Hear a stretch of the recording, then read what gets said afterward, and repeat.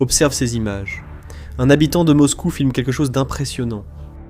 Juste devant, on peut voir une église avec un dôme doré. Tout est calme. Mais là-bas au loin, à l'horizon, une colonne de fumée noire s'élève. Quelque chose brûle. Il rapproche alors la caméra. Et c'est là que ça devient impressionnant. Regarde bien ce qui apparaît au milieu de la boule de feu de l'explosion. Cette chose qui est projetée en l'air, c'est le couvercle d'un réservoir de carburant entier. Un couvercle qui peut peser des dizaines de tonnes. Et l'explosion l'a projeté dans le ciel comme si c'était une petite pièce de monnaie. Tu arrives à imaginer la force qu'il faut pour faire ça ? Ce que tu vois se faire engloutir par la fumée et le feu. C'est l'une des principales raffineries qui approvisionnent Moscou. Elle se trouve dans un quartier appelé Kapotnia. Et toute seule, elle approvisionne presque la moitié du carburant de la capitale russe.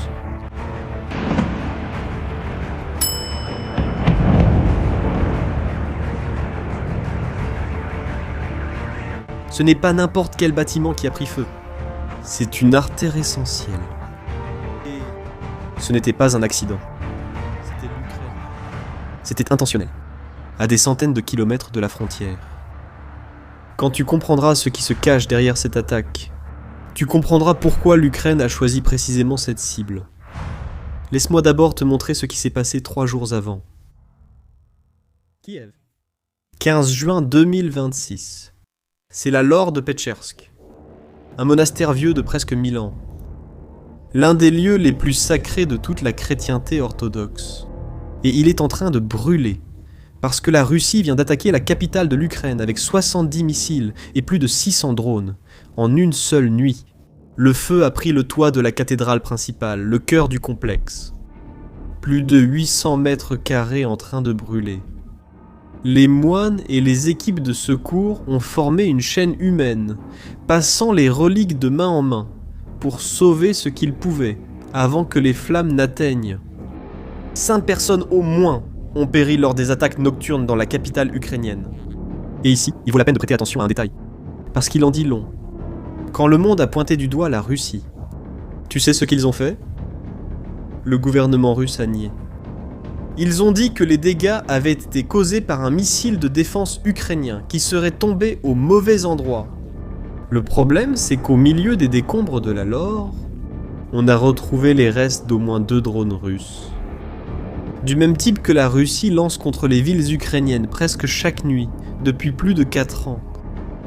Mais l'histoire ne s'arrêtait pas là. Parce que le président de l'Ukraine, Volodymyr Zelensky, est allé jusqu'à la mine détruite. Il a regardé tout ça. Et il a fait une promesse. Ce n'était pas un long discours. C'était presque une seule phrase. Nous ne voulons pas que l'Ukraine brûle à cause de l'ennemi. Mais si l'Ukraine brûle, votre Moscou brûlera aussi.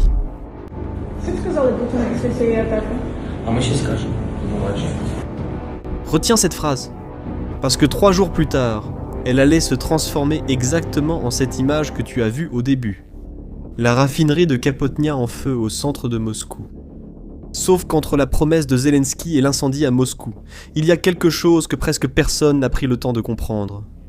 Et c'est là que cette histoire cesse d'être une question de vengeance pour devenir une question de stratégie. Parce que regarde bien ce que l'Ukraine n'a pas fait. Elle n'a pas répondu en bombardant une cathédrale russe. Elle n'a pas visé un symbole religieux pour égaliser le score moral. Si c'était une pure vengeance, c'est ce qui se serait passé. Coup pour coup, église pour église. Au lieu de cela, l'Ukraine a visé des raffineries, dépôts de carburant, pipelines, l'infrastructure énergétique.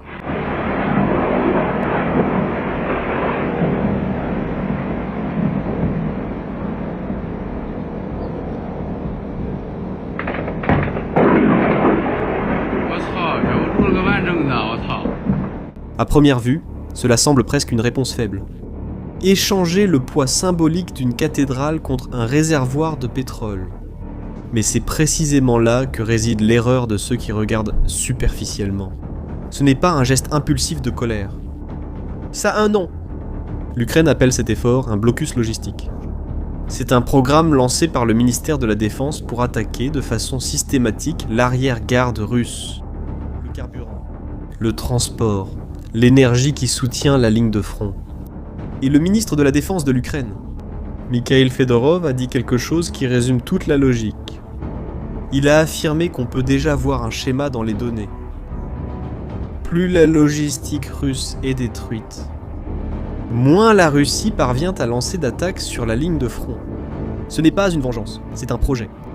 L'Ukraine a découvert qu'elle n'a pas besoin de vaincre l'armée russe, soldat par soldat. Elle peut viser ce qui alimente cette armée. Et ce qui alimente cette armée, au sens le plus littéral du terme, c'est le pétrole. Vous êtes-vous déjà demandé pourquoi ? Pourquoi, précisément, le pétrole ? Eh bien, il y a deux réponses à cela. Et la première concerne l'argent. La Russie est l'un des 3 plus grands producteurs de pétrole au monde. Et ce n'est pas seulement une statistique économique. C'est ce qui finance la guerre. La vente de pétrole est la principale source de revenus étrangers pour la Russie. Et c'est en grande partie ce revenu qui finance l'effort de guerre. Chaque baril vendu, c'est des munitions achetées. Chaque raffinerie en fonctionnement, c'est un salaire de soldats payés. Maintenant, l'Occident essaie de tarir cette source de revenus depuis des années, avec des sanctions.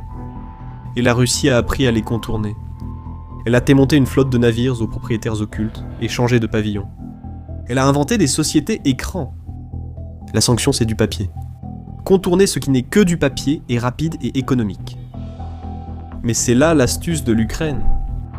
Il y a une différence énorme entre une sanction et un drone. Changer le pavillon d'un navire, c'est facile. Mais reconstruire une raffinerie, physiquement détruite par le feu et l'explosion, c'est lent. C'est cher. Et à cause des sanctions elles-mêmes. Il manque même des pièces importées pour effectuer la réparation.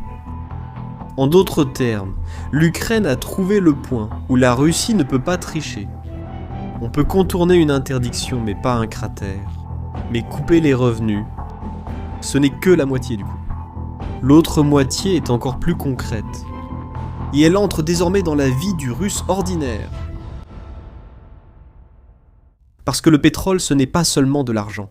Le pétrole raffiné, c'est du diesel, de l'essence, du kérosène, c'est ce qui fait avancer le char, le camion de ravitaillement, l'avion.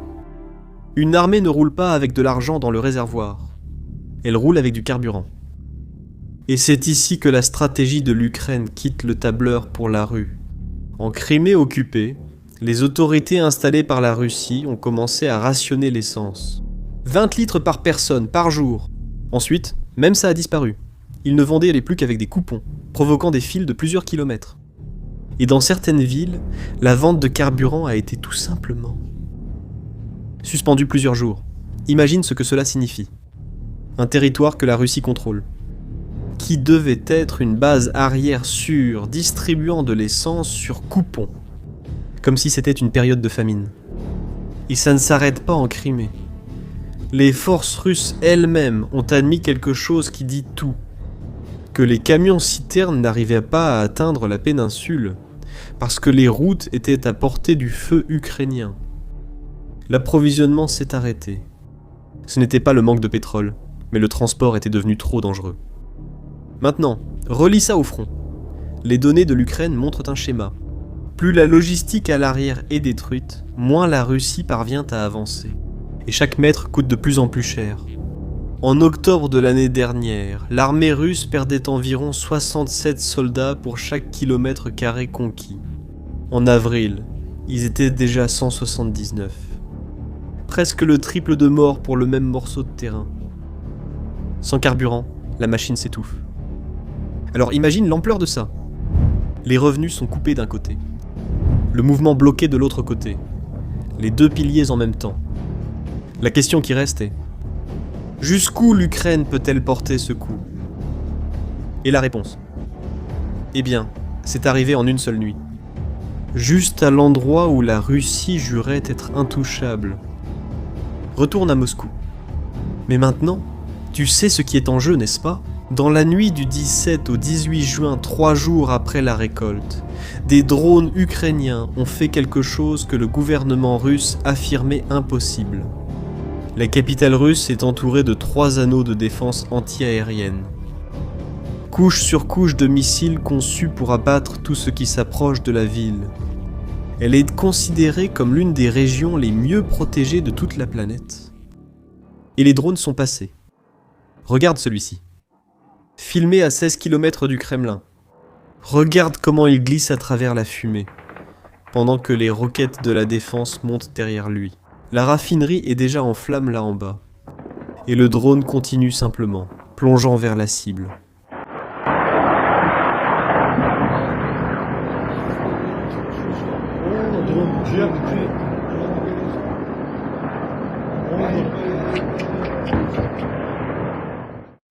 Maintenant, regarde cette scène. C'est un soldat russe au bord d'une route dans la périphérie de Moscou. Il essaie d'abattre le drone avec un lance-missile portable à l'épaule. Et le drone était déjà pratiquement au-dessus de la cible. C'est l'image de l'impuissance. Tout l'arsenal de défense multicouche, réduit à un homme pointant un tube vers le ciel, en espérant. La fumée au loin montre déjà comment cela s'est fini. La cible était la raffinerie de Moscou, à Kapotnia, la même que celle du début de cette vidéo, celle qui fournit presque la moitié du carburant de la capitale. Et ce n'était pas la première fois cette semaine-là. C'était la deuxième fois. La presse russe a décrit cela comme la plus grande attaque contre Moscou en 2 ans. Les services ukrainiens ont signalé au moins 4 grands foyers d'incendie dans la raffinerie. Ils ont touché des réservoirs de stockage, une unité qui traite le pétrole brut et une autre qui traite le diesel. Et le résultat a envahi le ciel. Regarde la taille de ce nuage de fumée noire au-dessus des immeubles de Moscou. Mais ça ne s'est pas arrêté dans le ciel. Dans les quartiers au nord-est de la raffinerie, une fine bruine sombre a commencé à tomber. Les habitants ont filmé une pellicule noire et huileuse sur les voitures, sur les fenêtres, sur les vêtements. Une pluie noire.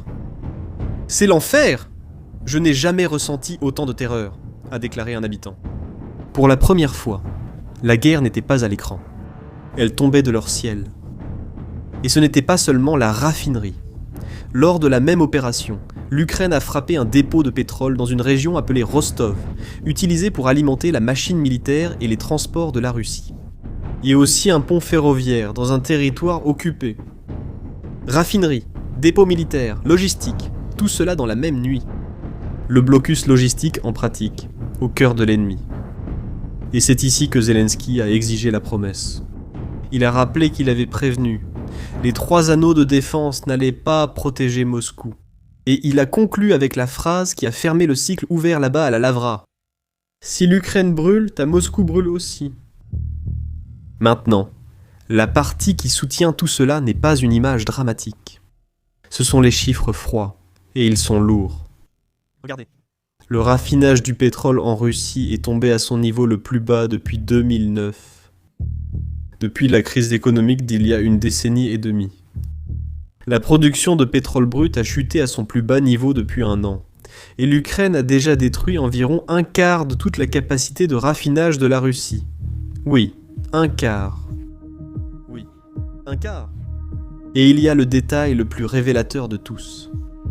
La Russie elle-même l'a admis.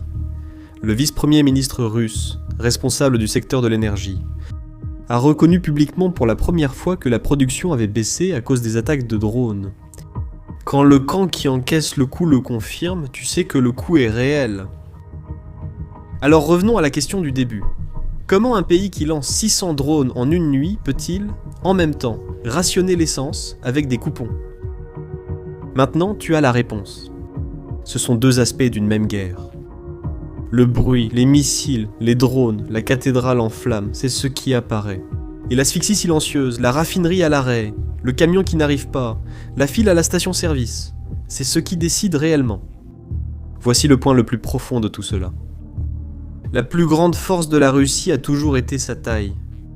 Le plus vaste pays du monde, territoire infini. Des ressources sans fin. Mais l'Ukraine a su retourner cette immensité contre elle. Trop de territoires, c'est trop de frontières à défendre. Trop de raffineries, c'est trop de cibles à protéger.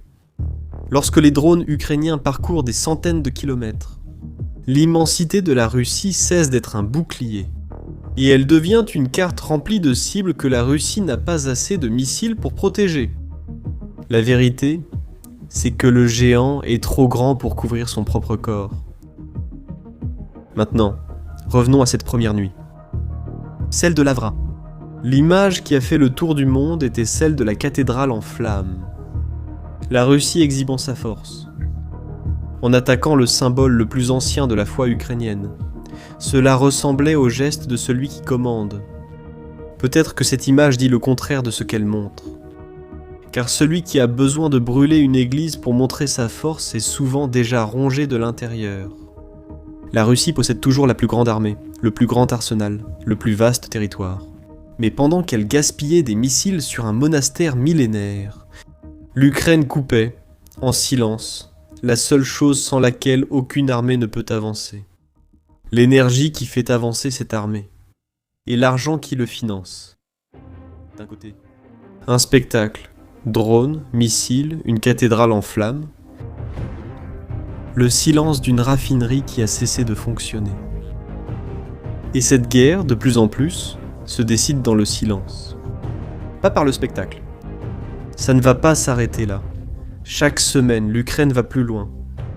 Et la Russie doit étendre une défense qui ne couvre déjà plus tout. C'est exactement le genre d'histoire que je vais continuer à suivre de près ici sur la chaîne. Alors, si tu veux vraiment comprendre cette guerre, et pas seulement à travers les gros titres, abonne-toi pour ne pas rater le prochain chapitre. Zelensky a dit qu'il veut que le Russe ordinaire ressente que c'est Poutine qui mène cette guerre pendant que le peuple en paie le prix. Alors, je veux connaître ton avis. Tu crois que cette stratégie d'étouffer l'économie et de laisser des villes sans carburant suffit à faire ressentir au peuple russe le poids de la guerre? Dis-moi ce que tu en penses dans les commentaires. À la prochaine vidéo.